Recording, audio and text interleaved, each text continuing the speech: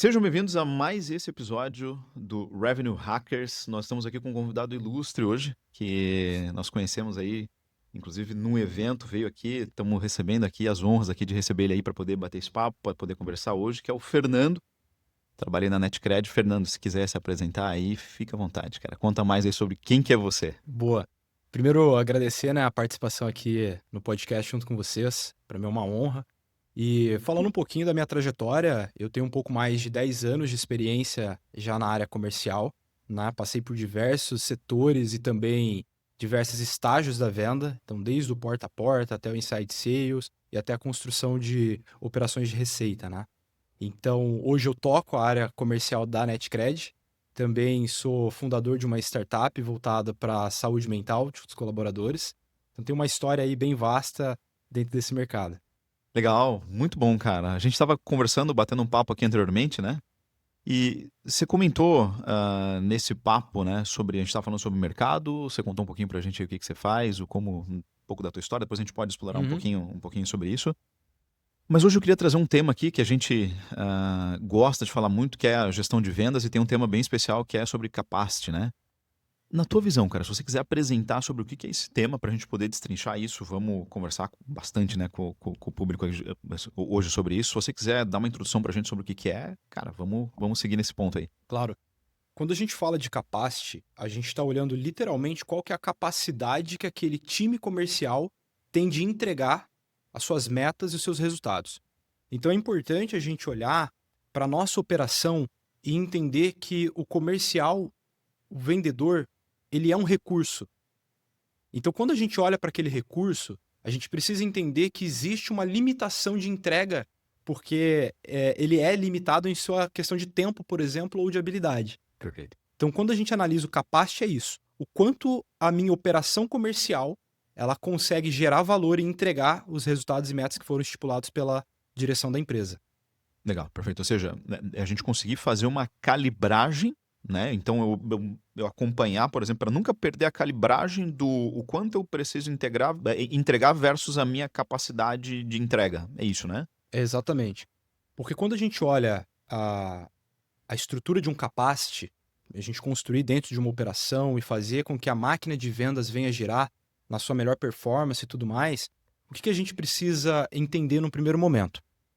Quando a gente faz o planejamento estratégico da empresa e a gente está definindo ali qual que vai ser a meta para aquele ano e subdividir essas metas por mês, a gente chega num ponto que é, tá, estrategicamente está definido aqui a meta, mas Uhum. agora eu preciso ver operacionalmente se eu tenho condições de fato de entregar aquele resultado que foi pensado no planejamento estratégico. Perfeito. Então, parte muito da definição, primeiro, do objetivo macro do negócio, para então a gente ir cascateando e identificar se é possível ou não fazer a entrega daquilo que está sendo proposto para o time. Perfeito. Ou seja, não só inventar uma meta aleatória sem uma capacidade de fato de entrega, né? Exatamente. E acho que isso vai muito de encontro, inclusive, dos gestores deles entenderem de fato o quanto que é possível, né?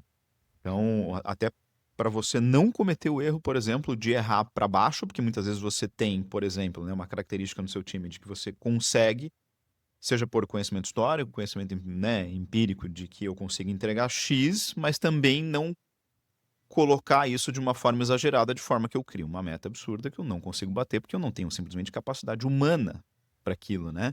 Então, acho que é mais ou menos esse ponto aí que você trouxe, né? Exatamente. Tem uma perspectiva que eu gosto de trazer quando a gente está avaliando, por exemplo, um capacity. Eu parto da seguinte premissa: a partir do momento que é definido uma meta dentro do planejamento estratégico, eu não gosto de recusar a meta. Eu gosto de avaliar como essa meta ela vai se encaixar dentro do meu capacity. E aí entender a viabilidade, se eu consigo entregar ou não. E quando eu estou falando isso, vamos imaginar aqui um cenário hipotético que a gente pode desenhar. Vamos imaginar que a direção da empresa, junto com os sócios, etc., definiu que a meta do ano é uma entrega de 120 mil ali a mais de incremento de receita mensal. Poxa, espera lá. Uhum, Então significa que eu vou ter que entregar 1,5 milhão quase, uhum, né? Até o final. Para arredondar, a gente pode falar 1,2 milhão, 100 mil mês. de Uhum. incremento. Vamos olhar agora estrutura para eu chegar no meu capacity operacional. Estrategicamente, eu estou olhando que eu quero um incremento de 100 mil de receita.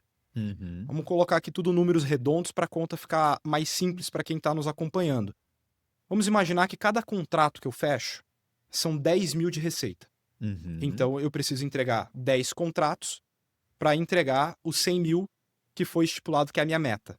Uhum. Tá bom, vamos quebrar mais um pouco, mas quantos contratos e propostas eu preciso trazer para fechar os 10 contratos?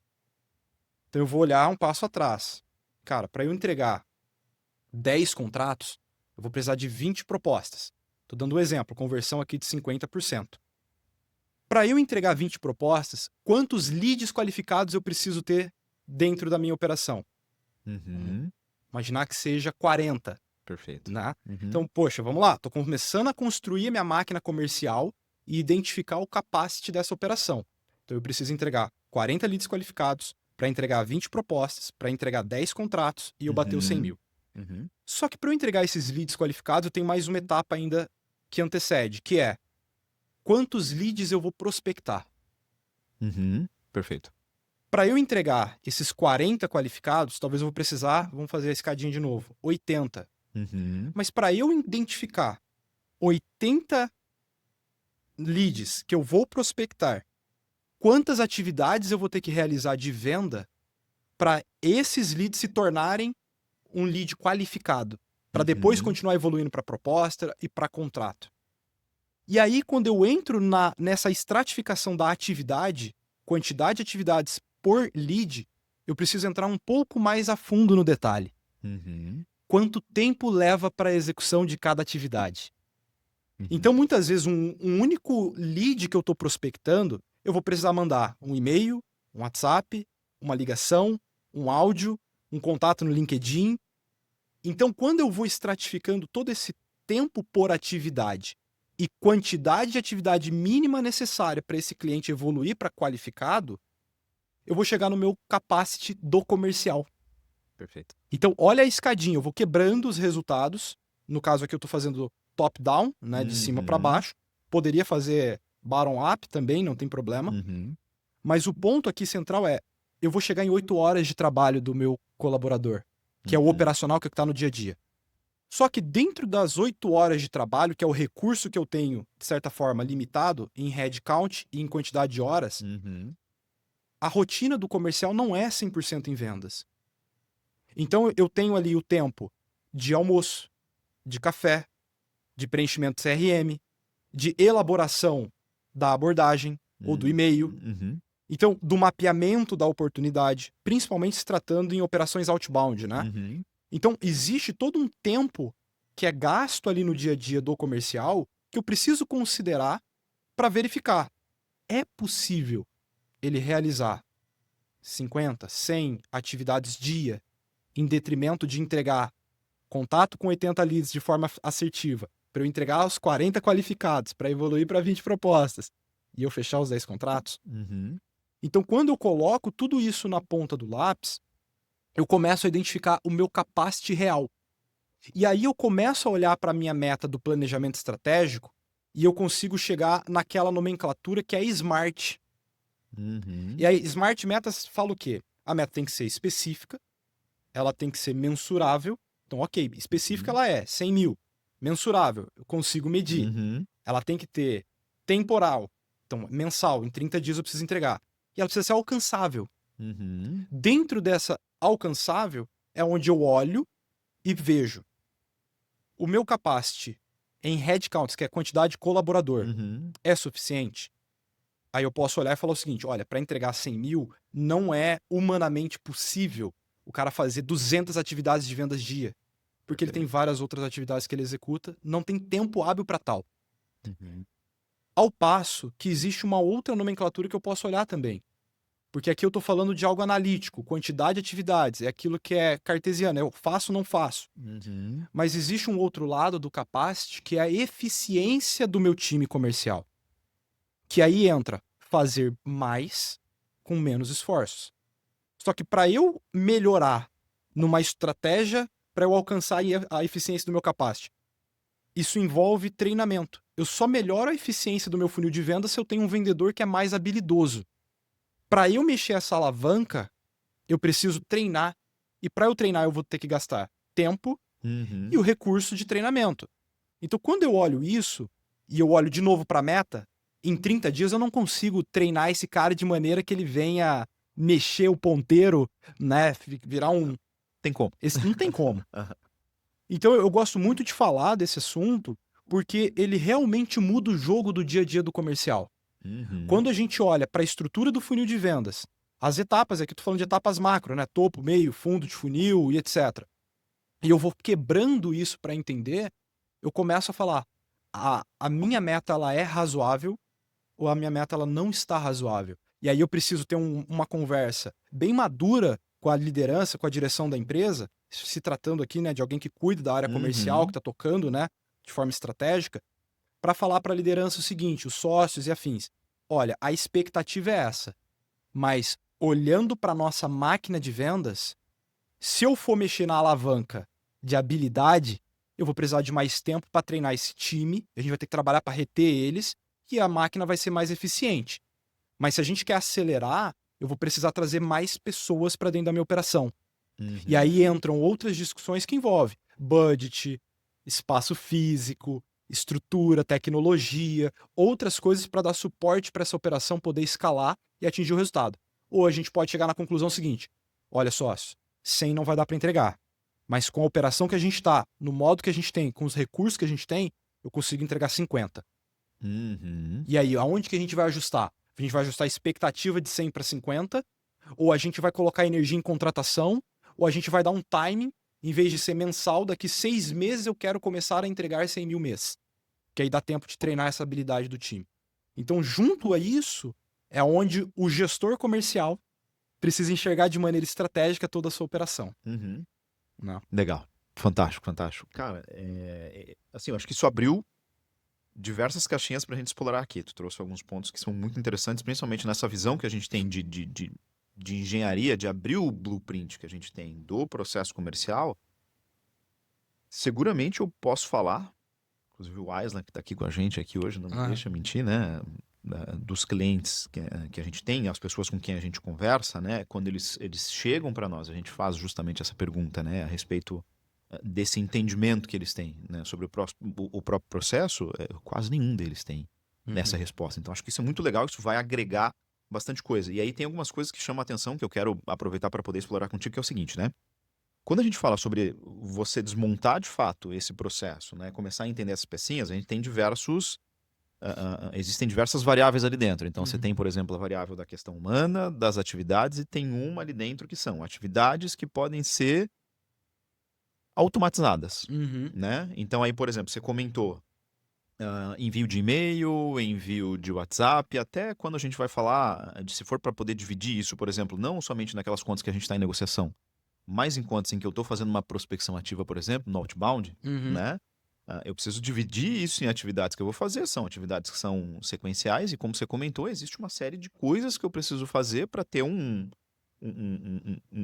volume mínimo de coisas que eu preciso saber, informações sobre a conta para poder prospectar, né? E eu quero entender o seguinte, na tua visão, na experiência que você já teve do comercial, qual que geralmente é o fator, a variável mais limitante que você encontra nas atividades do vendedor, tá? Vou tentar deixar isso mais claro. Na tua visão, o que incomoda mais o gestor? Cara, é e-mail, é o WhatsApp, ou tem alguma outra coisa aí que na tua visão tu olha assim e tu fala, pô, isso aqui é um calcanhar de Aquiles enorme. Olha, quando a gente fala da operação outbound, eu vejo que um grande desafio envolve, primeiro, a automatização das cadências de contato. Então, existe ali uma personalização muitas vezes e dentro da mensagem, etc., mas que ao passo poderia ser de certa forma automatizado e isso geraria um ganho de eficiência muito grande. Só que além da cadência e da automatização, existe um outro ponto que ele é mais desafiador, que é o mapeamento do lead, se tratando de uma operação outbound. Uma vez que aquele cliente, ele não espera o meu contato, ele não espera que eu vá falar com ele. Então, nesse modelo de operação, né, eu preciso ter o mínimo de informação que me dê segurança para falar pro cara que eu entendo do negócio dele. Eu tenho que olhar para a conta e falar: eu te conheço, eu sei o teu negócio, sei onde você tá, eu entendo que você pode ter desafios que eu resolvo. Porque tudo literalmente tem que vir com autoridade. Então, esse é um ponto extremamente desafiador, porque envolve tempo e energia. Eu preciso entender minimamente o negócio da conta que eu vou prospectar para eu poder fazer essa abordagem de maneira mais assertiva. Legal, legal. Faz total sentido. E a gente puxa um outro ponto, que a gente comentou, né? Tu comentou que hoje tu toca uma operação que ela é basicamente outbound, né? Até inclusive se tu quiser fazer uma introdução, eu acho que é legal pro pessoal entender de fato hoje como tu toca a tua operação. O papo que a Claro. gente bateu anteriormente aqui é fantástico, eu não quero que as pessoas percam isso. Aham, Conta um pouco melhor pra gente. perfeito. Falando um pouquinho de trajetória e aí para entender a operação. Então, anteriormente a assumir o desafio, hoje eu estou como o diretor de receita dentro da NetCred, né, que é uma empresa de meios de pagamentos. Antes disso, eu toquei uma operação de uma adquirente. Nessa operação, a gente tinha diversos setores ali, diversos canais, vamos assim dizer, de aquisição de clientes. Então, nós desenvolvemos e construímos uma operação que tinha 120 vendedores na rua, e tinha gerentes, então eram 12 gerentes, cada gerente tinha mais ou menos ali entre 8 e 12 colaboradores dentro do seu time comercial. Nessa mesma empresa, nós tínhamos a operação interna de inbound e outbound, que compunham um pouco mais de 80 vendedores no total.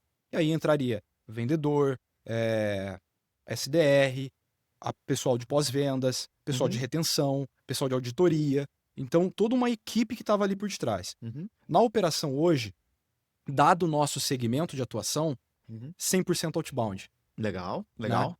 E aí, por que disso? A particularidade do modelo de negócio, ela é mais eficiente a escolha desse canal do que um canal inbound, por exemplo. Como a gente fala de meios de pagamentos e na definição do nosso ICP, eu tenho basicamente um ICP que não é aquela empresa que está começando e não é aquela empresa gigante. E quando eu entro mais a fundo para entender quem são os tomadores de decisão dentro daquela conta, eu vou encontrar o diretor financeiro, o diretor de tecnologia, o CEO, o gerente de produto. Então, são pessoas que, para eu encontrá-las nas redes sociais, fazendo uma operação inbound, eu vou ter um gasto de recurso muito grande e não vou ter o resultado que eu gostaria de ter, porque é muito específico. Na operação outbound, já muda o cenário. Por quê? Eu tenho uma definição clara, um documento que descreve qual que é o meu perfil ideal de cliente. Então ali está descrito região, porte, quantidade de colaboradores, faturamento e outras características de dor, necessidade, desejo, que quando eu vou pro outbound, se torna mais eficiente, porque aí eu vou pesquisar empresas que já fazem, de certa forma, uma confluência com aquele material que define o meu ICP, meu perfil ideal de cliente. Então eu direciono a minha força comercial a ir buscar aquela conta que eu já sei que eu atendo bem. Então acaba se tornando uma eficiência muito maior.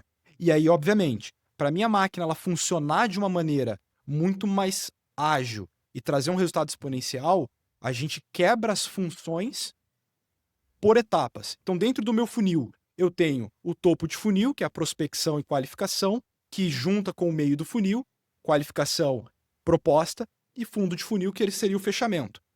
Junto a isso, então eu quebro. Na parte de prospecção, eu coloco o time de BDR, que é diferente do SDR, que recebe leads do marketing. Então, o BDR, ele vai prospectar, ele vai ter esse material nas mãos e ele vai atrás dessa conta. Então, ele fica 100% responsável com a prospecção dessas contas. Já o vendedor, o closer, ele fica já responsável para a parte de demonstração da solução, apresentação da proposta e negociação. Então, há uma passagem de bastão entre um time e outro. E após o fechamento de contrato, a gente passa o bastão para uma pessoa de experiência do cliente, de sucesso do cliente. Então, numa estrutura 100% outbound, eu consigo ter uma pessoa 100% focada em encontrar o perfil ideal de cliente, uma pessoa 100% focada em fechar contratos, fazer os follow-ups necessários e tirar todas as barreiras Uhum. e uma pessoa para ativar essa conta. E Uhum. por que tudo isso dentro do nosso segmento? Porque o perfil de venda que nós temos, que é um software de meios de pagamentos ou uma API de meios de pagamentos, falando Uhum. necessariamente hoje da NetCred, eu preciso ter esse passo a passo para que o cliente ele encurte o ciclo de venda e ative de forma mais rápida. Porque o cliente assinou o contrato, não significa venda.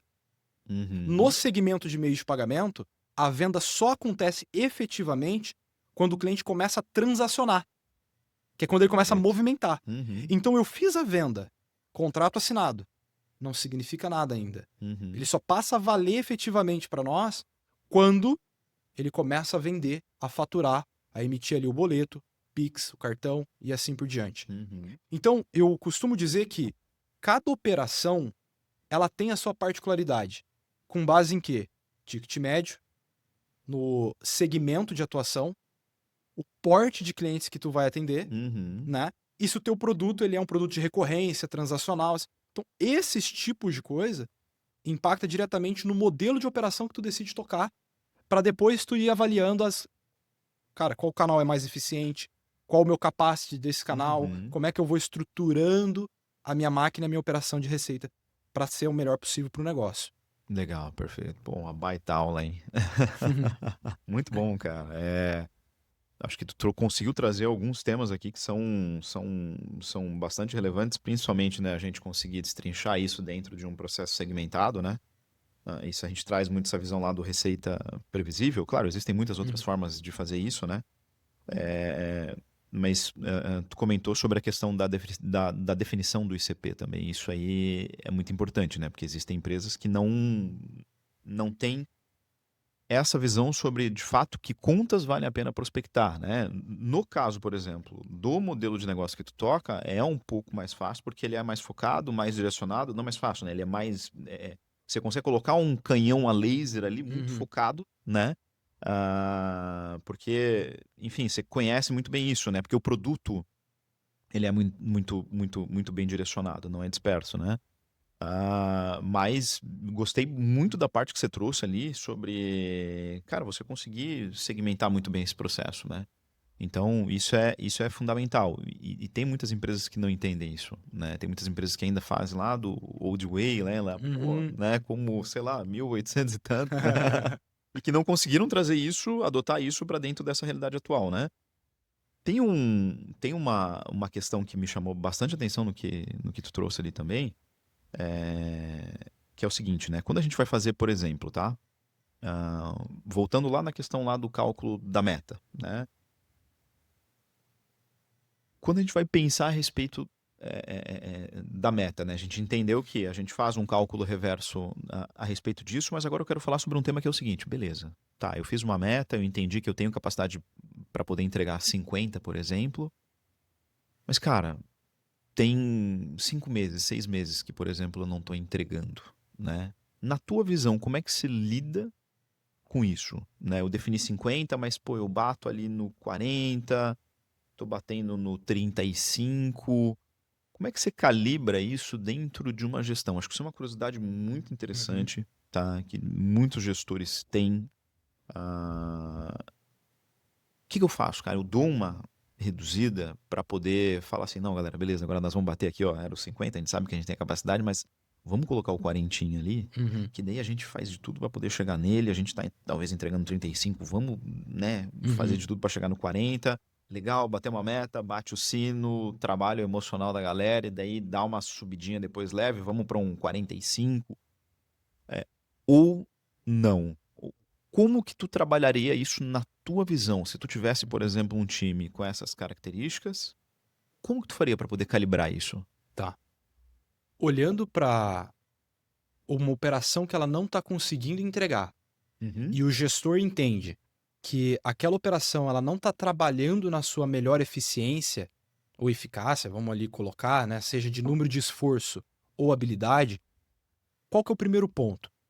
O gestor ele tem que ter, com base nas experiências que ele já teve, falar, isso é factível de fato e a meta 50 ela tá dentro, Uhum. mas o time está entregando 40.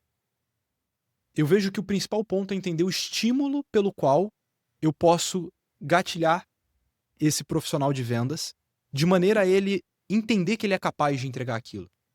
Porque a gente entra em alguns critérios que muitas vezes o time não tem confiança de que é possível. E muitas vezes fica o gestor falando, vamos, é possível, e etc. Então cabe ao gestor, primeira coisa, ter uma conversa franca com o time e mostrar, galera, olha isso aqui, é possível. Se a gente estratifica aqui a quantidade de atividades, tudo certinho, é factível a gente entregar 50. Vamos fazer o seguinte, uma conversa individual. Eu gosto muito de trazer para o one-on-one, quando a gente faz, né, aquela conversa, né, frente a frente, e entender o que é importante para aquele profissional de vendas. E aí eu vou entender o seguinte, cara, onde tu quer chegar? Qual sonho tu tem externo aqui à empresa que tu quer alcançar?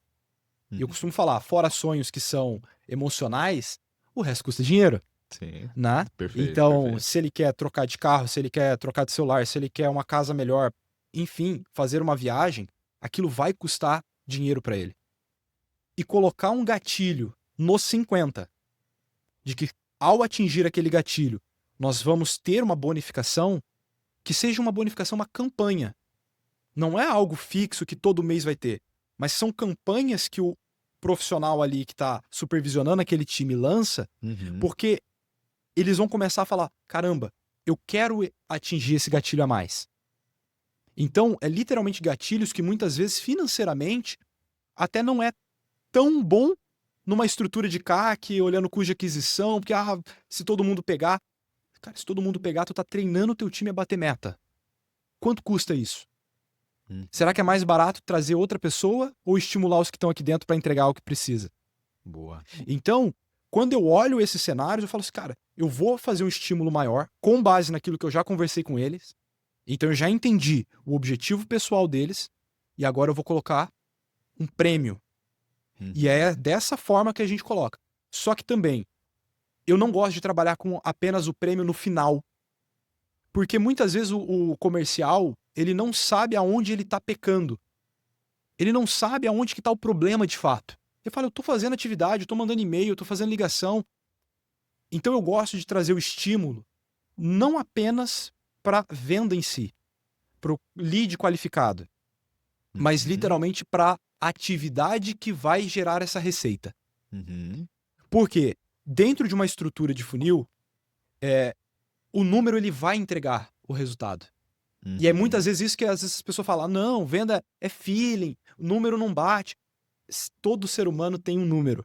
Perfeito. Né? Perfeito. Todo ser humano. Com certeza, com certeza. E aí eu trago até pro time uma analogia, quando acontece esse cenário, que é o seguinte. Cara, se o Cristiano Ronaldo ele for bater 10 faltas e ele precisa marcar 8, talvez com 10 faltas ele marca 8 gols. Agora, se eu for lá bater falta e eu preciso marcar 8 gols, talvez eu vou precisar bater não 10, mas 15. Né? E aí eu posso trazer um estímulo de, se tu bater 15 faltas, tu ganha um prêmio. Tu ganha tal coisa. E muitas vezes a gente pensa, mas tem que ser um prêmio mirabolante. Esses prêmios de estímulo de atividade não precisa ser. Pode ser um almoço, pode ser um jantar, pode ser um prêmio em dinheiro, pode ser um brinde, um doce, alguma coisa que estimula o esforço. Mas lá no final tem um prêmio maior. E aí, obviamente, eu tô fazendo com que o time produza mais, porque eu já enxerguei que no capacity dele, ele poderia estar entregando mais. E aí é onde que entra um ponto, Eduardo, que eu vejo que acontece muitas vezes. 10 minutos por dia que eu perco na minha operação, eu tenho 50 minutos que eu perdi na semana. E eu falando assim, de um bate-papo que não tem correlação às vezes com o profissional, alguma coisa, que ele se dispersa. Se junta em 4 semanas, já virou 200 minutos, vamos colocar aí, bem cartesiano mesmo, bem mentalidade engenheiro. Mas quantas horas isso representa? 2, 3 horas de trabalho.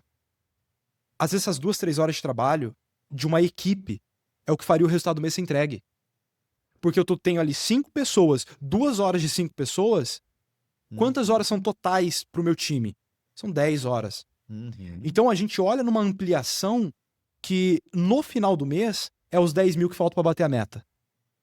É dos 40 para os 50, É esse tempinho que eu preciso estimular ele de alguma forma, Uhum. pra ele olhar pra trás depois e falar: caraca, consegui entregar. E caraca, recebi um bônus ainda por isso. Uhum. Pô, que legal. E aí tu cria ali um momento. E o time comercial começa a ficar cada vez mais engajado e ele começa a entregar de forma natural e depois os estímulos não vão ser mais a alavanca de fato que ele vai precisar para entregar. Porque ele já entrou num modo operante de trabalho que agora é competição.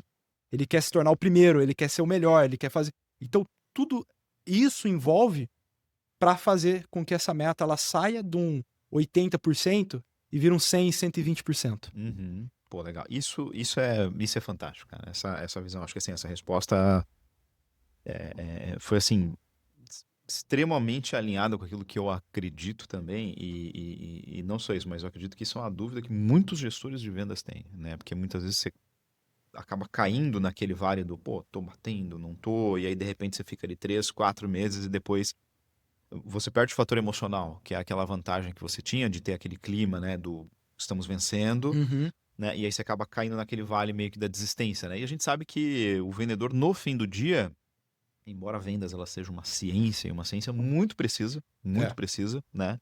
A gente sabe que ela depende de um fator humano lá do outro lado, né? Que de fato aí você tem diversas coisas, né? Você tem fatores emocionais, né?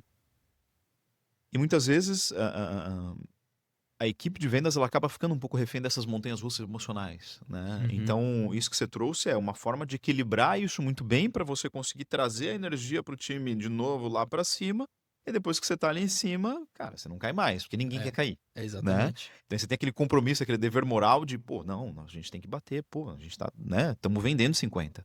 É o nosso padrão, né? E aí fica Uhum. ruim você voltar de repente para trás. Então, eu acho que isso vai ajudar muita gente, tenho certeza aí que vai ser bastante útil, né? E tem uma outra questão também, com relação explorando um pouco agora sobre essa questão emocional, né? Como é que você lida quando, por exemplo, você tem um time, tá? Que tem 5 pessoas, falando um Uhum. ponto de vista de gestão mesmo agora, e né, acho que não tem uma resposta certa nem errada, mas tem uma questão de saber lidar com isso, e é um grande desafio, né? Que é, você tem um time de 5 pessoas e, por exemplo, você tem ali 3 pessoas ou 4 pessoas que são muito boas, estão batendo, mas você pega aquele cara, não tô falando do cara que é ruim, porque esse você Uhum. manda embora. Perfeito. Esse vai embora, não tem chance pra ele. Perfeito. Mas ele sempre tá ali no, pô, 95, tá no 96.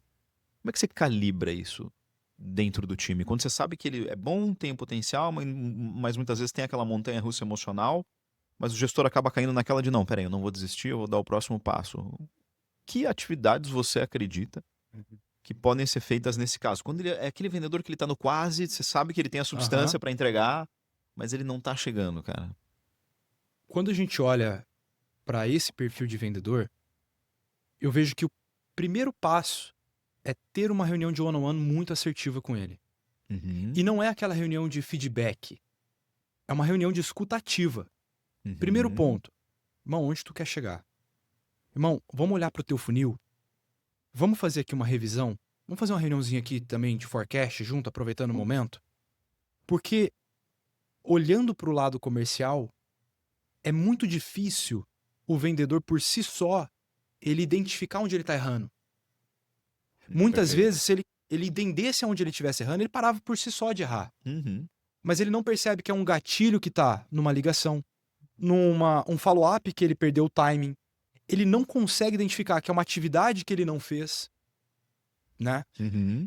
Cabe ao gestor trazer esse cara para perto e movimentar isso na mente dele. Fala assim, irmão, você tá vendo que se você mexer esse alavanca aqui, se você mudar isso aqui na tua abordagem, tu vai conseguir sair dos 95, começar a entregar 100, 120, etc. Irmão, tu consegue ver que esse 5% vai te trazer tanto a mais de receita pro teu bolso, porque tu bateu 100% da meta e aí tu ativa um gatilho maior? E não para por aí. Você precisa entender também se ele não precisa de um estímulo que é emocional. E às vezes o gestor, ele precisa vir com uma realidade para ele. Fala assim, irmão, tu quer ser por resto da vida os 95?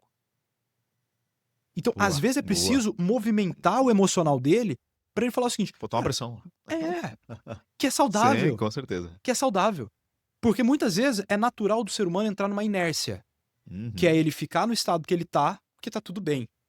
Então, ele pode acostumar a bater meta, ele não quer voltar atrás, mas ele pode acostumar a não bater meta. Uhum. E aí eu preciso trazer esse cara pra realidade e falar assim: tu quer continuar sendo esse cara do quase? Boa. Irmão, eu acredito que tu tem mais que potencial pra entregar isso. Tu tem força, tu tem potência, tu tem habilidade. Corrige isso daqui e bota energia, irmão. Tu percebe que tal ponto te prejudicou? Cara, Boa. não aceita isso mais. Posso contar contigo? E é firmar o compromisso. Eu quero saber se eu posso contar contigo. Se tu tá comprometido com o teu resultado, com o teu sucesso. Porque no final quem vai ganhar é tu. Aqui é de Boa. tabela, mas Perfeito. tu que tá no jogo. E aí? Então, às vezes é preciso ter um mentoring ali, é preciso ter Uhum. até uma sessão ali, a gente fala de coaching, que é Sim. literalmente, Uhum. na prática, né, aquele coach de performance. Irmão, tu enxerga isso? Fazendo as perguntas certas, colocar na frente dele e falar assim, cara, tu não é o cara do quase. Vamos mexer isso aqui. Boa, perfeito. Muito bom. Muito bom, cara. Agora trazendo o papo um pouco mais, a gente, eu tentei explorar Uhum, aqui um pouquinho na visão do gestor de vendas, né? Acho que é importante a gente enxergar pelos olhos desse cara, porque querendo ou não, uhum, ele sofre muitas das dores da operação. Agora eu quero trazer o seguinte, né? Uma visão um pouco mais focada numa visão de receita, uma visão de CRO mesmo, né? Eh, Na tua visão, quais são as dificuldades que as operações têm hoje de conseguir integrar uma visão unificada, tá? Entre marketing, venda e pós-venda, né? A gente bateu um uhum. papo ali, comentamos um pouco sobre a questão de ativação, experiência do Sim. cliente, né? Só que a gente enxerga hoje um cenário onde as empresas elas trabalham de forma muito cilada, ou seja, existem departamentos, inclusive até às vezes fechados dentro das empresas, né? Que é, pô, eu tenho um marketing lá que é dividido, que muitas vezes não conversa com vendas e que muitas vezes está desconectado, por exemplo, de pós-venda. Você, como cara de receita, tá? Como é que você enxerga o grande desafio que as empresas têm hoje e como que a gente une e cola isso, cara? Uma forma que a gente identificou para poder unificar os times Uhum. foi desenvolver um bônus semestral com base em faturamento. E aí que tá o detalhe. Tá. Olha que interessante isso. Uhum. Eu preciso trazer a consciência de que cada setor da empresa ele é participante direto do faturamento daquele negócio. Não existe divisão. Não existe dois barcos. O faturamento é da empresa. Uhum. Então, o marketing é responsável por um pedaço dessa receita, comercial, pós-vendas e até mesmo o time de operações e de tecnologia. Porque eu preciso também desenvolver o produto, fazer com que ele funcione. O dia a dia operacional tem que Sim, não, acontecer. tem uma complexidade ali, né, uma camada complexa por baixo, né? Exato. Então, olhando gestão de áreas, como né, diretor de receita, CRO, qual que é, na minha estratégia? Eu coloco um gatilho que envolve faturamento, mas envolve os indicadores dentro da área daquele profissional. Então, Uhum. por exemplo, voltando no exemplo anterior de 100 mil de aumento de receita, essa é a nossa meta mensal. Uhum. Se a gente entregar esses 100 mil, gatilho 1. Então, ativei, bônus tá vindo. Eu preciso entregar com consistência, né, dentro do semestre, mas, pô, beleza, um mês está aqui. Dentro de cada área, quais são os indicadores que de fato geram receita e geram resultado para eu poder integrar esses setores? Então, faturamento eu já coloco todo mundo na mesma faixa. Mas eu vou olhar agora dentro do marketing e vou ver quantidade de leads gerados, quantidade de visualizações de alcance. Eu vou começar a olhar os indicadores e eu vou colocar um indicador de performance ali dentro. Da mesma forma no comercial. Então, olha, quantidade de vendas, quantidade de leads, como é que você está fazendo as suas abordagens, cadência. Quando eu olho para pós-vendas, ativação, taxa de uso, RFV, recência, frequência e valor. Deixa eu Uhum. analisar. Então eu coloco um indicador individualzinho de cada setor, que aí ele vai responder por aquilo, e um macro. Ou seja, todo mundo vai começar a olhar o seguinte: eu preciso entregar isso dentro do meu setor para eu ganhar o meu bônus. Mas se a gente não bater a meta global de faturamento, não tem bônus é para ninguém. Boa. Então a gente coloca literalmente porque eu acredito muito no estímulo financeiro. Uhum. Porque é aquilo que vai possibilitar do profissional, independente da área, de realizar os seus sonhos materiais. Então, eu gosto de colocar isso porque é uma forma de falar: esse é um barco que está todo mundo nele. Não é um barco só do comercial que está puxando receita, está ganhando variável, etc. Vamos estruturar um variável aqui que envolva outros setores, mas que no final vai entregar um resultado muito maior do que se eu tratasse apenas dentro do comercial de forma isolada. Então, Uhum. isso é uma forma que a gente adotou, inclusive, dentro do negócio, para poder envolver todo mundo em um único pensamento e sendo corresponsável pela entrega. E aí, então, a gente vê até acontecer o comercial cobrando marketing, marketing cobrando comercial, e o pós-vendas também, e tecnologia querendo saber como é que estão as vendas. Por Aham. quê? Se o indicador dele de entrega, de performance, de produto, de SLA e etc., tá em dia, poxa, ele tá ativo para ganhar a meta, mas precisa do faturamento. Legal. Muito Então, bom. é uma forma que eu indico para Uhum. os empreendedores olharem de maneira estratégica e para o CRO olhar de maneira estratégica e falar como eu consigo fazer um bônus geral, não uma meta mensal, embora os indicadores sejam mensais, mas que eu integre todo mundo nisso. Por que se a gente bater a meta do mês, não pode todo mundo ir fazer um happy hour pago pelo negócio? Para todo mundo se sentir parte da realização daquilo lá. Então, Uhum. muitas vezes eu vejo que o CRO é o que conecta. Ele precisa ser o cara da comunicação. Ele precisa gerar essa integração entre o pessoal. Hum. Não vai acontecer de forma natural. Então ele precisa ir lá e articular. Perfeito. Uhum. Feito isso, cara, o time vai estar integrado. Pô, perfeito. Mostra a visão, conecta o pessoal em cima daquilo ali, coloca ali, estabelece uma meta e, cara, recompensa, né? É E aí a recompensa. gente consegue fazer a turma aí. Na verdade, é todo mundo olhar para o mesmo lugar, que eu acho que esse é o grande ponto, né? E aí que entra. A gente sai daquela briga que é assim, você não entregou isso, você não. Cara, vamos lá, todo mundo olhando pra meta. O nosso objetivo aqui não é eu contra você. É nós dois juntos contra a meta. Legal. Vamos olhar pra lá. É isso Não, aí. vamos achar um caminho aqui entre a gente pra gente poder entregar o resultado, porque no final nós vamos comemorar junto, inclusive. Boa. Então, cara, O bônus vem junto, o né? bônus vem junto. O bônus não é só pra mim, é pra nós. Então, vamos olhar pra esse número e vamos ver como é que a gente se ajuda. Vamos começar a ter o foco no resultado e não se é o meu setor ou o seu. Vamos encontrar o caminho e vamos fazer esse negócio acontecer. Tá todo mundo olhando pro mesmo lugar. Legal. Cara, fantástico. Fantástico. Assim, eu não achei que ia cair ouro, mas caiu ouro. Legal. Acho que assim, tu trouxe uma visão que, cara, funciona muito bem. Porque tu consegue, eu acho que nesse formato é um formato que ele é extremamente eficiente para poder, de fato, conectar, como eu comentei, né? Conectar as áreas e fazer todo mundo enxergar para o mesmo lugar. Claro, as pessoas têm motivações diferentes, né? A gente fala ah, sobre diversos tipos de desejos e sonhos que a gente tem, mas o financeiro, sem dúvida, é uma coisa que todo mundo quer, todo mundo gosta, né? Então isso é extremamente importante a gente considerar isso quando a gente vai fazer o nosso planejamento de direção, né? Principalmente direção financeira, né? E agora, acho que um outro ponto para a gente trazer que talvez é uma dúvida, que é o seguinte, né? E aquele gestor que caiu de paraquedas, tá? Eu acho que isso aqui tu vai conseguir ajudar muita gente com essa resposta. Aquele gestor que caiu de paraquedas e, pô, eu era um vendedor, Uhum. e aí tu já passou por isso, eu já passei por Sim, isso, né? sim. E a grande pergunta que ele se faz que é, ok, eu tenho um bom resultado, me chamaram para ser gestor, e agora? O que que eu faço, cara? Que conselho, pode ser um conselho genérico, mas que conselho tu daria para essa pessoa que está nessa posição agora? Eu tenho uma equipe para poder fazer uma gestão, eu não sei como fazer isso aqui, mas eu tenho que fazer o resultado acontecer, de maneira assim muito prática. O que que tu recomenda para quem está nessa posição? Olha, olhando para aquele vendedor que acabou de migrar para uma posição de supervisão, primeiro passo é ele tem que mudar a mentalidade dele. Ele não é mais vendedor. E aí eu uso uma analogia que é o seguinte: vou falar aqui de um esporte. Tem quadra, tem rede, tem bola e tem jogador. Mas um é vôlei e o outro é futsal. Boa. Então, a visão que essa pessoa que acabou de assumir a posição, ela tem que entender que futsal joga com o pé e vôlei joga com a mão.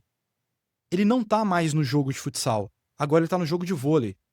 Poderia ser vice-versa nesse exemplo. Uma baita analogia. Mas é um ponto para ele criar a consciência que, há pouco tempo atrás, ele estava sendo liderado por alguém. com as características que ele concorda e não concorda, mas existiam pontos extremamente importantes que talvez aquele supervisor executava com ele, que agora ele precisa executar com o time dele. E eu vejo muito supervisor novo pecando no seguinte ponto: necessidade de aprovação. Ele quer ser aceito pelo time.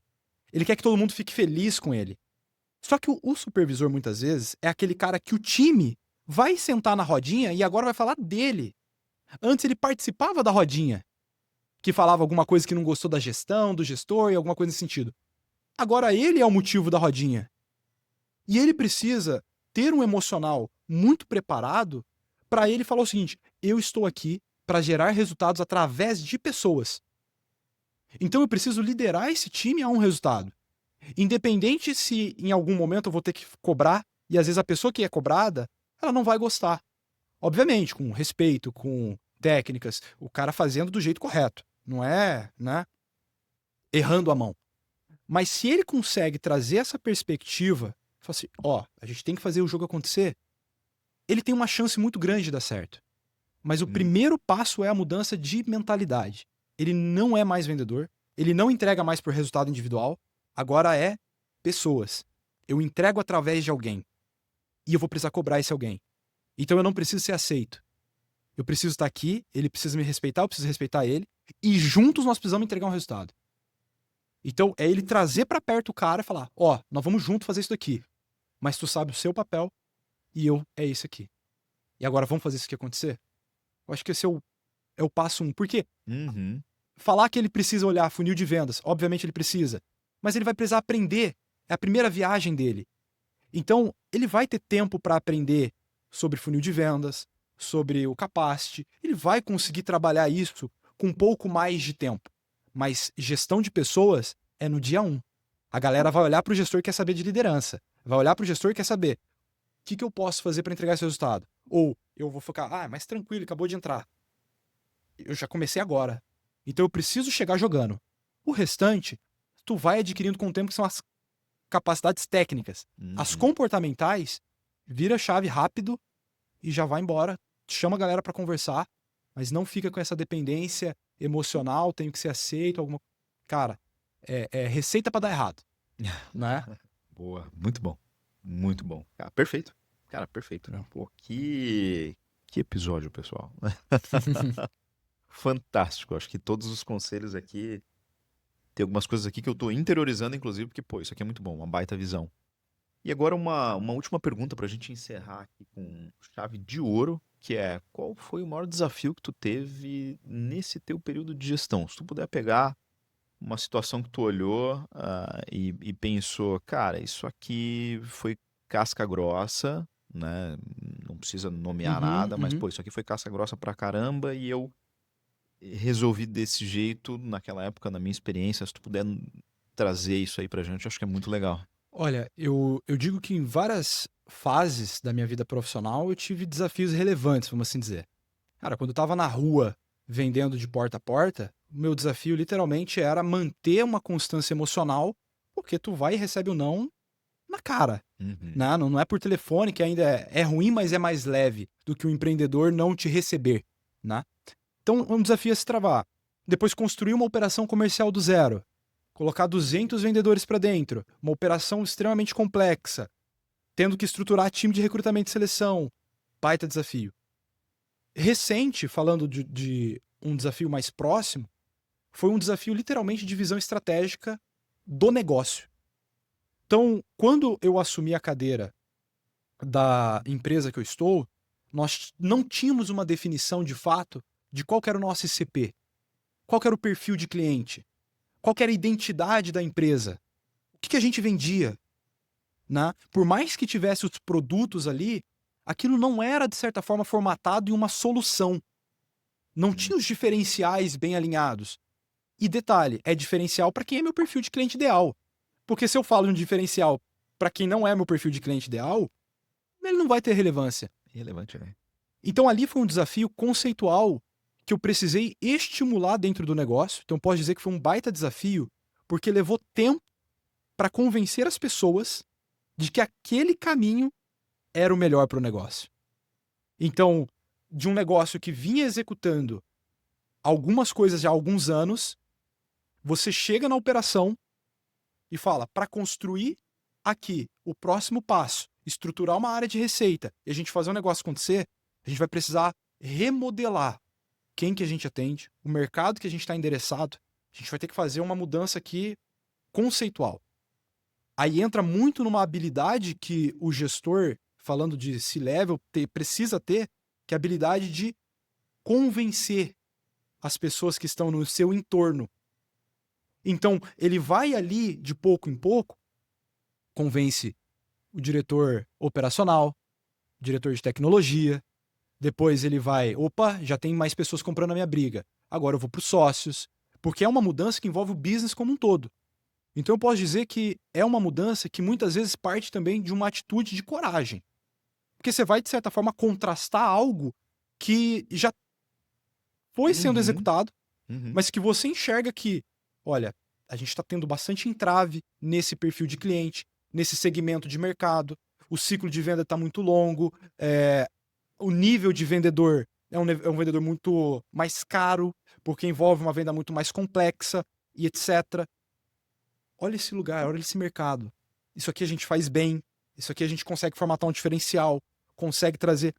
Então, eu vejo que são desafios por fases. Mas essa foi um baita desafio porque envolveu o conceitual do negócio.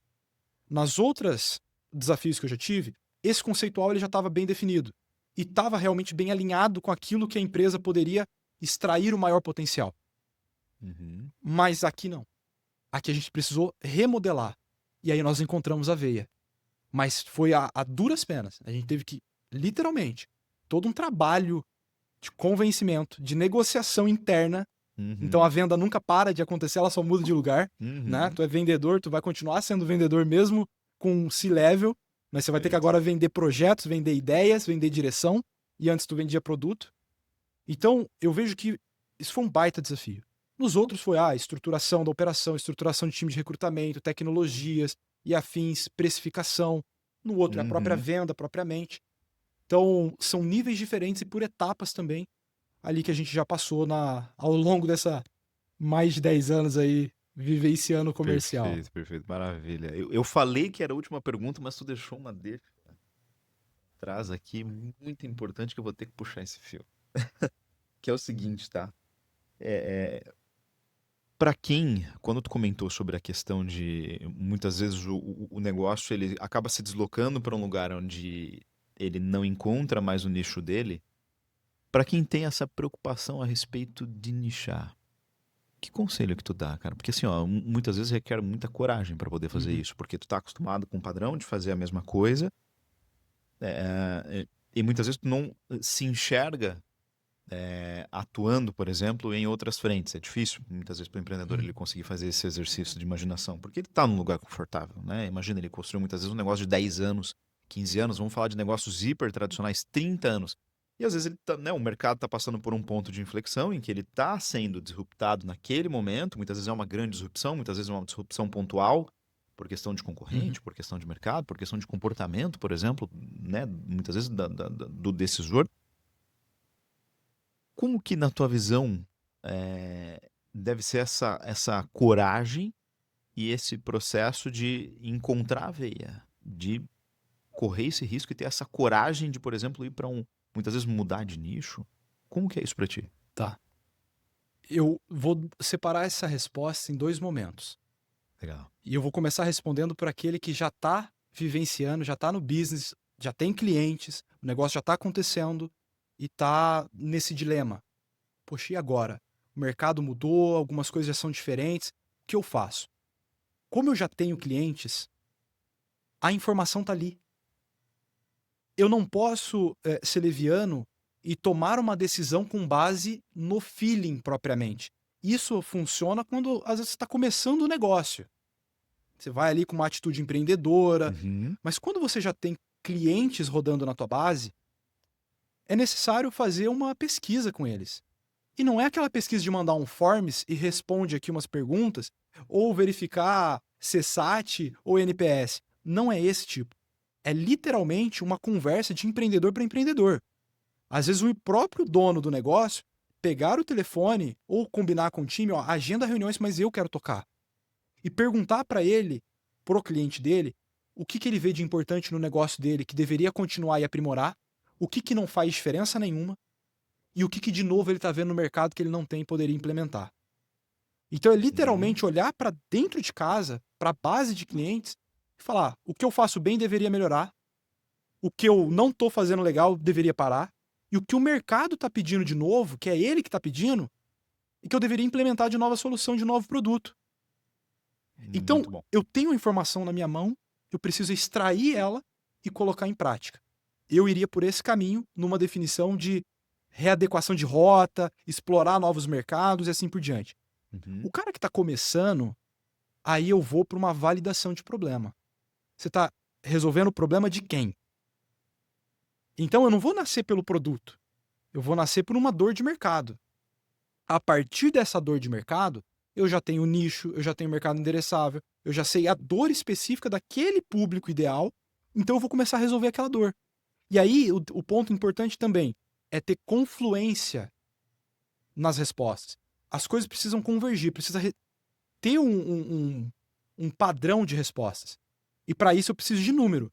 Então eu não posso fazer 2, 3 entrevistas e tirar uma base daquela informação.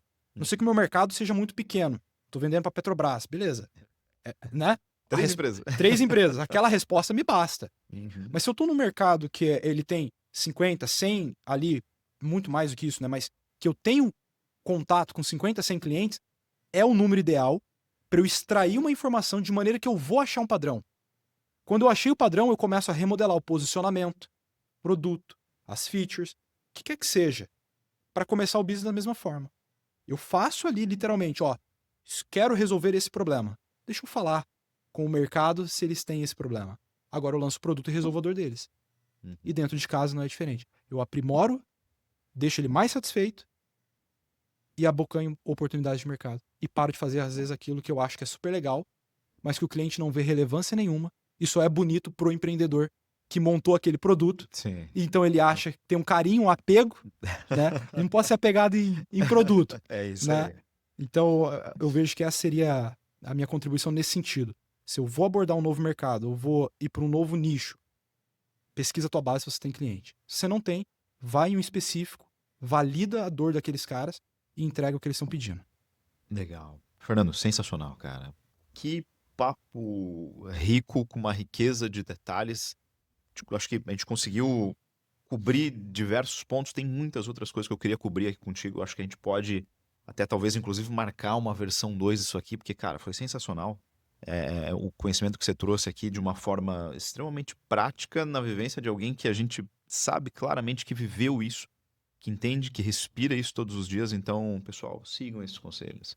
Né? O conselho de alguém que, de fato, sabe o que está falando porque vive isso na prática todos os dias. E vamos dar a deixa aqui para poder mostrar onde é que o pessoal consegue te achar, cara. Quais são as tuas redes? Como é que a turma te acha aí para poder entrar em contato contigo? Boa. A minha rede ela é @Fernando Baldan, então você vai encontrar ali o meu perfil pessoal. Tem também o perfil Essence Corp, que aí é a startup que nós fundamos agora para levar a saúde mental aos colaboradores. Legal. Então, quem quiser nos conhecer mais a fundo e entrar em contato com a gente, pode me mandar um direct lá também, eu respondo pelo Instagram. Estou aberto a gente conversar e fazer muito network aí.